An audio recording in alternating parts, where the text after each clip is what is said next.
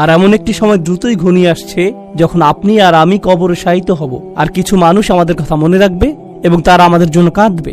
এরপর সময়ের পরিক্রমায় আমরা আবার গায়রে মাযকুর। আল্লাহর বাণী থেকে সর্বোচ্চ উপকার পেতে হলে, বিশেষ করে যখন তিনি উল্লেখ করছেন আল ইনসান, মানুষ, মানবজাতি নিয়ে বৃহত্তর পরিসরে চিন্তা করার পরিবর্তে বিলিয়ন বিলিয়ন মানুষ যে এই দুনিয়ায় বাস করছে, অতীতে যারা গত হয়ে গেছেন তাদের নিয়ে চিন্তা করার পরিবর্তে আমাদের প্রত্যেকের উচিত আমার নিজের সম্পর্কে চিন্তা করা, এমন আয়াত থেকে সর্বোচ্চ উপকার পেতে যেখানে উল্লেখ করা হয়েছে আল ইনসান। তো এটি খুবই ব্যক্তিগত একটা মেসেজ, প্রত্যেকটি মানুষের চাহিদাকে সামনে রেখে মেসেজটি পাঠানো হয়েছে, বিশেষ করে আমাদের জন্য, কারণ সৌভাগ্যক্রমে আমরা সবাই বিশ্বাসী। তো আয়াতে মানুষ শব্দটি শোনার সাথে সাথে আমার উচিত আমার নিজের সম্পর্কে চিন্তা করা, আর আপনার উচিত আপনার নিজের সম্পর্কে চিন্তা করা।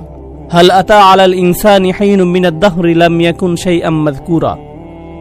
মানুষের উপর কি এমন একটা সময় অতিবাহিত হয়নি সময়ের সীমাহীন সমুদ্র থেকে, আদ-দাহর, সময়ের সীমাহীন সমুদ্র থেকে এমন একটা ছোট্ট সময় কি অতিবাহিত হয়নি যখন মানুষ এমন কিছু ছিল না যা নিয়ে কথা বলার মতো অবস্থা ছিল না, যার কথা উল্লেখ করার যোগ্য ছিল না, এবং এই অর্থটাও সে স্মরণযোগ্য কোনো বস্তু ছিল না।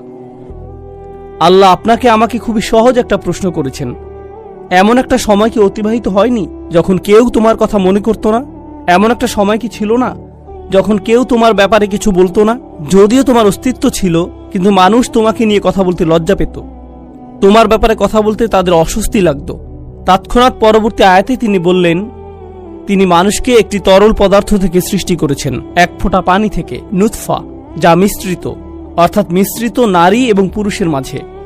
আল্লাহ এখন এমন কিছু নিয়ে কথা বলছেন, বীর্য নিয়ে, ডিম্ব নিয়ে, যা পরস্পর মিলিত হয় একজন নারীর গর্ভধারণ নিয়ে, যা নিয়ে কথা বলাটা অস্বস্তিকর এবং লজ্জাজনক। তাই এটা এমন কিছু নয় যা নিয়ে আপনি হামেশাই কথা বলেন, এমন কিছু নয় যা নিয়ে নিঃসংকোচে কথা বলেন। আগের আয়াতে আল্লাহ ইতিমধ্যে বলেছেন, তোমার অবস্থা একসময় এমন ছিল যা উল্লেখ করার যোগ্য ছিল না, যা স্মরণযোগ্য ছিল না। এই আয়াতে কয়েক স্তরের অর্থ রয়েছে। আমি কয়েকটি স্তর আমার জন্য এবং আপনাদের সবার জন্য খোলাসা করে তুলে ধরতে চাই।